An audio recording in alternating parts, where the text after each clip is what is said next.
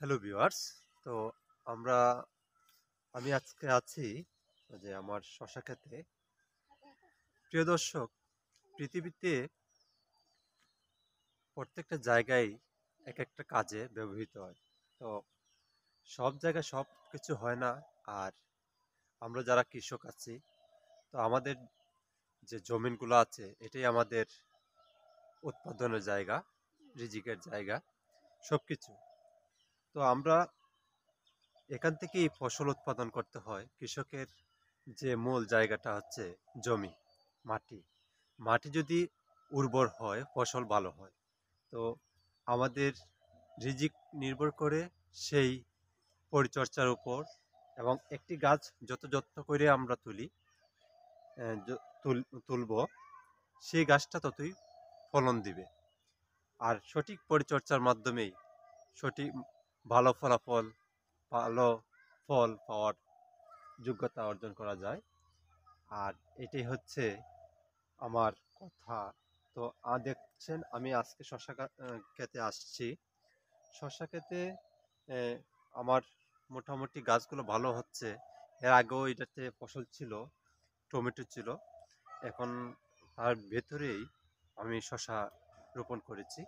তো এর মধ্যে দিয়েই শসা গাছ অনেকটা হয়ে গেছে, খুব সুন্দর ফুল টুল দিয়েছে।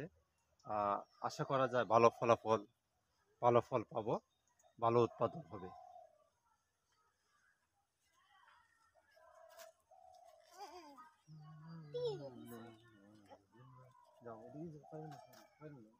বড় হবে তারপরে পারবো।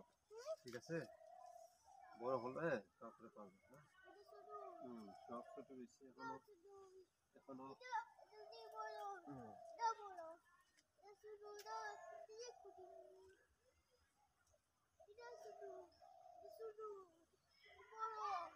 হুম, বড় হয়েছে।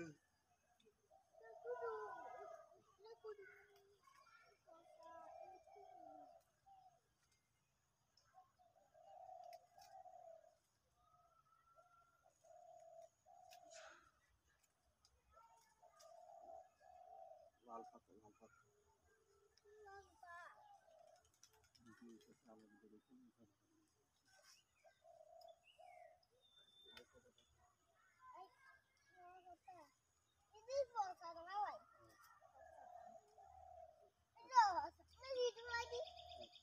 লাগে।